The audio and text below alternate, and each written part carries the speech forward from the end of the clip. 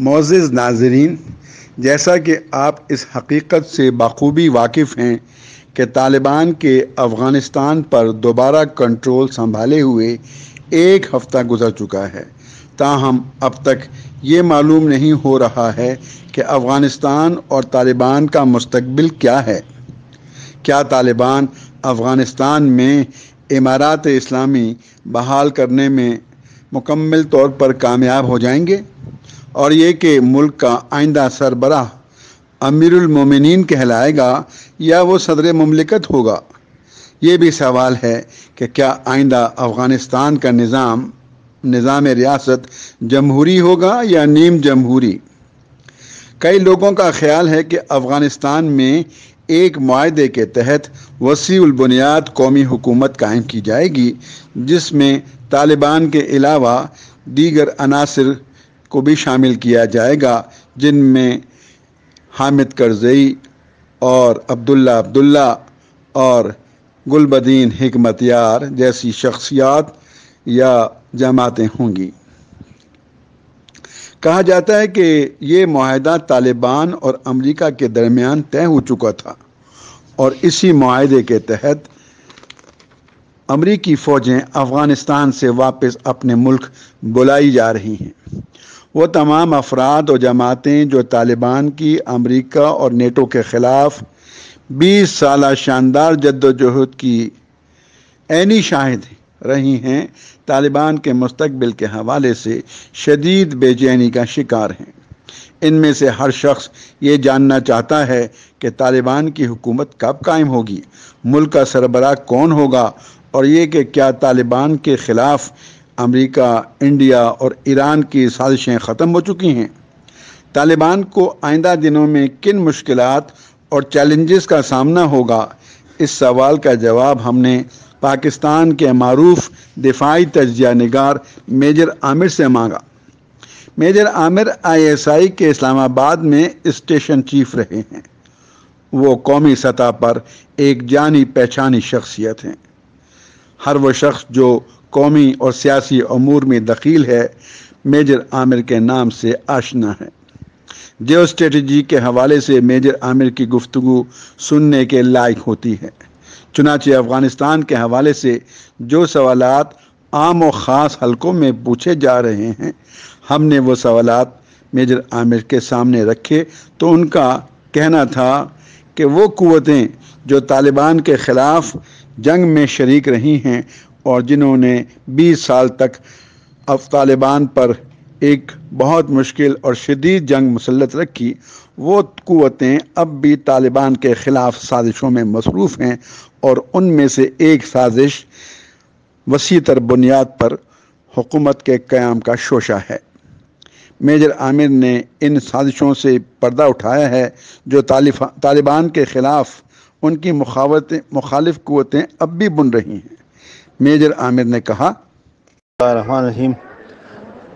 But صاحب، آپ نے مجھ سے پوچھا ہے کہ افغان طالبان جو کابل میں آئے ہیں، اس وقت صورتحال تھوڑی کنفیوزڈ ہے، اور احباب اور دوست پریشان ہیں کہ پتہ نہیں آگے کیا ہو رہا ہے، کیا وہ حکومت لے سکیں گے، پوری طرح قابو کر سکیں گے اور چلا سکیں گے، اور آگے کیا ہوگا۔ تو کابل میں افغان طالبان کے ٹیک اوور کو میں پہلا مرحلہ سمجھتا ہوں۔ یہ پہلا مرحلے تک پہنچنے میں 20 سال لگے افغانستان کو۔ بٹ صاحب، یہ 20 سال ہمارے اور افغانیوں کے لیے اذیت کے سال تھے۔ افغانستان میں راج تھا ڈیزی کٹر بموں کا، بموں کی ماں مدر آف آل بمز کا۔ B-52 بمبار سکولوں پہ بمباریاں کر رہے تھے، ہسپتالوں پہ بمباریاں کر رہے تھے، بارات پہ بمباریاں کر رہے تھے۔ امریکی سپاہی خود انٹرویو میں کہہ چکے ہیں کہ ہم بیٹھتے تھے اور جب ہم فرسٹریٹ ہو جاتے تھے تو ایک بار راستے سے سکول 13-14 سال کے لڑکے گزر رہے تھے اور ہم نے ان کو مارنا شروع کیا، اور پھر ان کی کھوپڑیاں ہم نے سنبھال کر رکھی. خودکش تھی، جنگی تھی، بس ایک عذاب تھا افغانستان میں. اسی طرح پاکستان میں 400 سے اوپر خودکش، کہیں ان کے ڈرون مدرسے میں 80 سے معصوم حفاظ شہید کر رہے تھے. افغانستان کی سرزمین پر دہشت گردوں کو پال رہے تھے، چاہے وہ بلوچ تھے، چاہے وہ پختون تھے، چاہے وہ پنجابی تھے. ان کے کیمپس قائم تھے. یہ انڈیا، CIA اور NDS تینوں مل کر رہے تھے، اور ان کا سارا جو انتظام تھا وہ افغان حکومت کے ہاتھوں میں تھا. اس انتظام کے نتیجے میں ہمارے اوپر 400 سے اوپر خودکش ہوئے. ہمارا لا اینڈ آرڈر تتر بتر ہو گیا. ہمارے 80,000 بے گناہ شہید ہو گئے.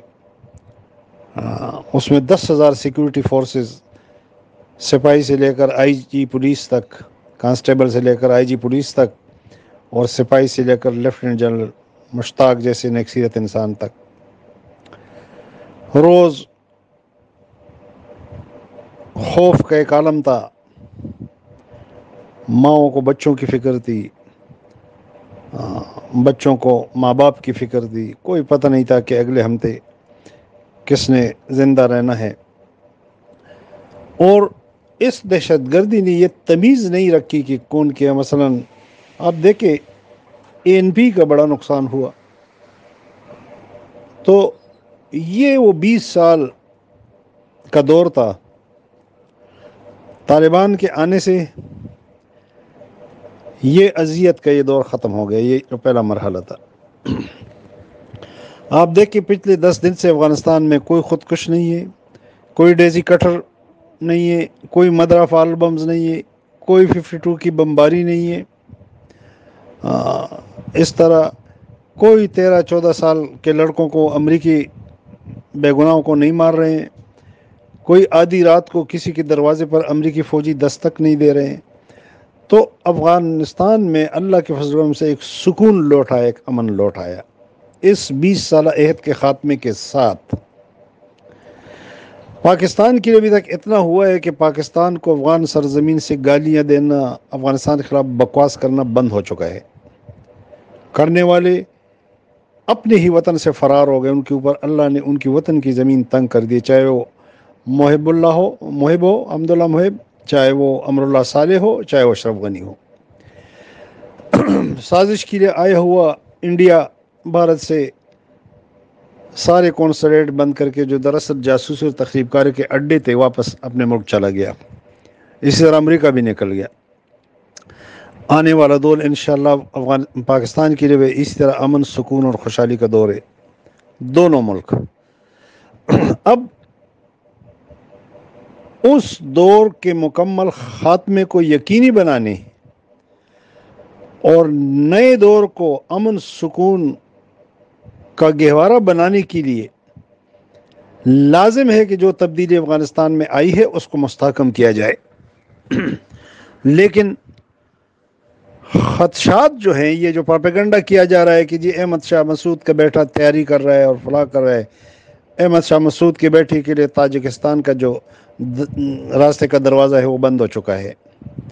وہ زیادہ ہے کہ وہ پنشیر میں کبھی ایک کونے سے دوسرے کونے کی طرف بھاگے گا اور دوسرے سے تیسری طرف بھاگے گا. وہ سروائیو نہیں کر سکے گا انشاءاللہ اگر اس نے ایسا کیا. خطرہ نہ کرزئی سے ہے، نہ عبداللہ سے، نہ احمد شاہ مسعود کے بیٹے سے، اور نہ کسی اور گروہ سے. اگر اب جو سازش ہو رہی ہے، جو ٹرائی کا پلس کے نام پر، اب پلس امریکہ بھی بیچ میں ڈال دیا. وگر نئے ریجن کے ممالک تھے، چین تھا، روس تھا، پاکستان تھا. اب سازش یہ ہو رہی ہے کہ یہ جو تبدیلی کے علم بردار آ کے بیٹھ گئے طالبان، 20 سالہ قربانیوں کے بعد ان کو کسی نے خیرات میں نہیں دیا ہے، اسی کو برباد کیا جائے وسیع البنیاد حکومت کے نام پر.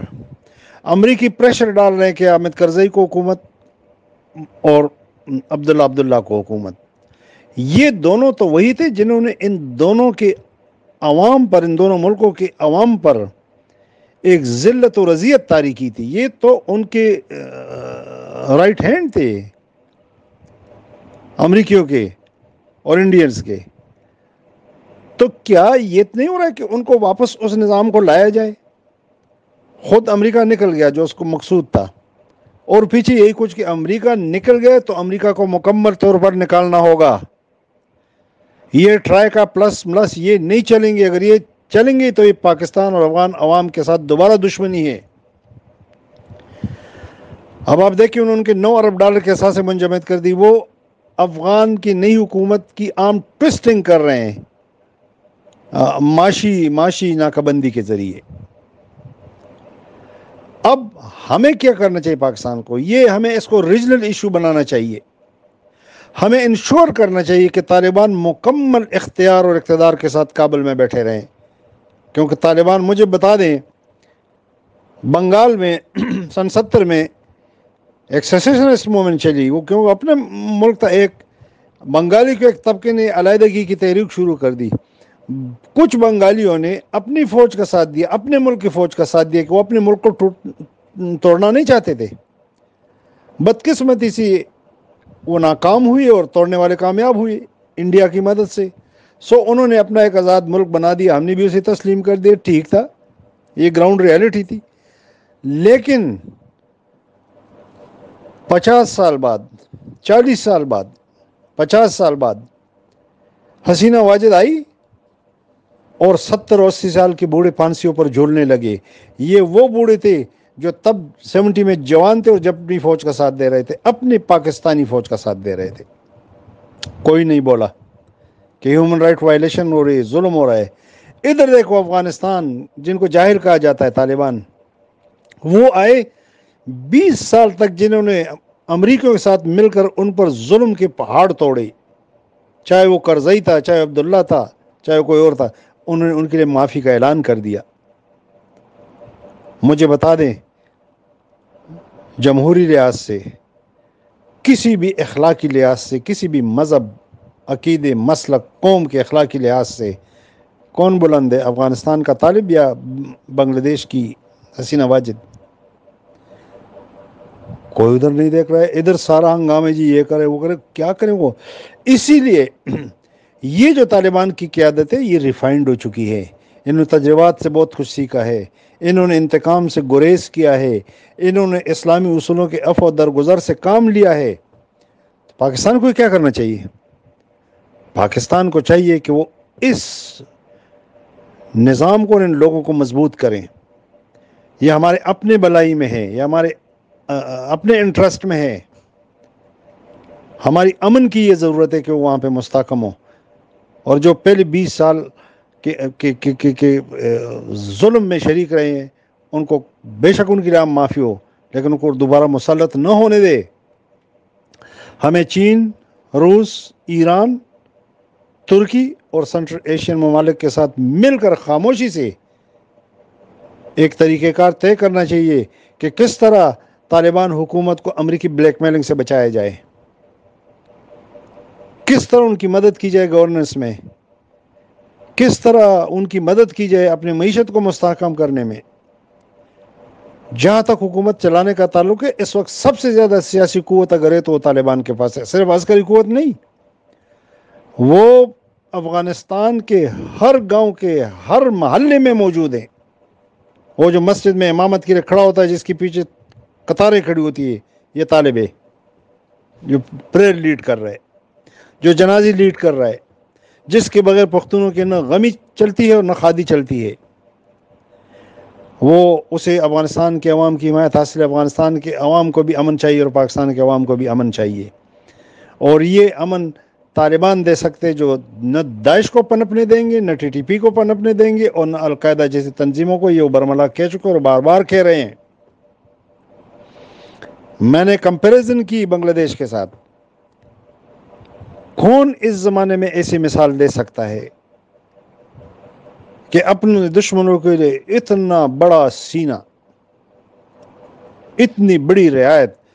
تو کرزئی اور عبداللہ کابل میں بیٹھے ہیں، لیکن جو ہی حالات بتدریج آگے بڑھتے جائیں گے، یہ شرارتوں پہ اتر آتے جائیں گے۔ ہاں، ان کے کچھ لوگ افغان طالبان شامل کرنا چاہتے ہیں اپنی حکومت میں، ان کی مرضی کریں، لیکن خدا کے لیے یہ وہ بنیاد حکومتیں ہم افغانستان میں ماضی میں دیکھ چکے ہیں۔ یہ سارا امریکی ایجنڈا دوبارہ نئے سرے سے نافذ کرنے کے لیے ہے۔ امن، سکون اور خوشحالی کے ان دشمنوں کو افغانستان واپس لانے سے گریز کیا جائے، کم از کم پاکستان اس میں فریق نہ بنے۔ پاکستان کو ایک ایگریسو سائلنٹ ڈپلومیسی اڈاپٹ کرنی چاہیے۔ میں کہتا ہوں کہ اس کو ریجنل ایشو بنایا جائے، چین کو بتایا جائے کہ آپ کے لیے بھی یہ امن کی علامت ہے، خوشحالی کی، روس کو بھی بتایا جائے۔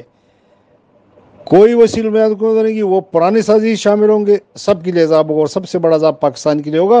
اور اس کا نتیجہ کیا ہوگا؟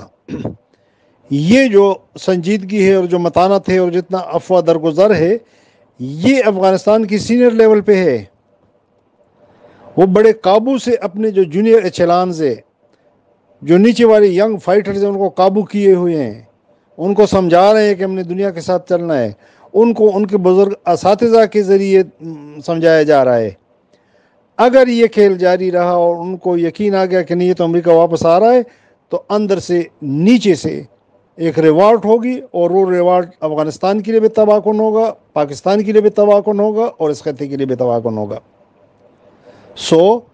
یہ جو اللہ نے ایک موقع دیا ہے اور اللہ نے ایک سنجیدہ قیادت دی ہے طالبان کو اوپر والی، ان کو کارنر نہ کیا جائے، ان کو غیر ضروری طور پر ان کے سامنے ایکسپوز نہ کیا جائے، ان کے ان اقدامات کو سپورٹ کیا جائے تاکہ ان کے نیچے والے لوگ بھی مطمئن ہوں کہ ہاں ہمارے بزرگ صحیح راستے پر ہیں۔ اگر ان کے خلاف سازشوں کے تانے بانے اسی طرح بنتے گئے، یہ کنفیوژن بڑھتی گئی، تو پھر یہ اپنے جو جونیئر فائٹرز ہیں یہ ان کے سامنے شرمندہ ہوں گے، یہ ان کی نظروں میں ناکام ثابت ہوں گے، ان کی پالیسی ناکام ثابت ہوگی، اور پھر وہ سب کچھ اپنے ہاتھ میں لے لیں گے۔ اور خدا نخواستہ جس دن انہوں نے اپنے ہاتھ میں لے لیا تو پھر واقعی اس خطے کو بھی بڑا خطرہ ہے، پاکستان کو بھی ہے۔ یہ خطرہ میں نے کہا نہ احمد شاہ مسعود سے، نہ کرزئی سے، نہ عبداللہ سے، خطرہ اصل یہی ہے۔ یہ جو ایک مہم چلا جائے، کبھی وسیل بنیاد، کبھی ٹرائی کا پلس، یہ سارا اس کا نتیجہ یہ ہوگا کہ جو افغانستان کے سینئر سنجیدہ قیادت ہے اس وقت، ان کے اور ان کے اقدامات کے خلاف نیچے ایک فرسٹریشن ڈیولپ ہوگی انہی کے رینکس اینڈ فائل میں، اور وہ بہت زیادہ خطرناک ہوگی۔ اللہ ہم سب کا حامی و ناصر ہو۔ تھینک یو بٹ صاحب۔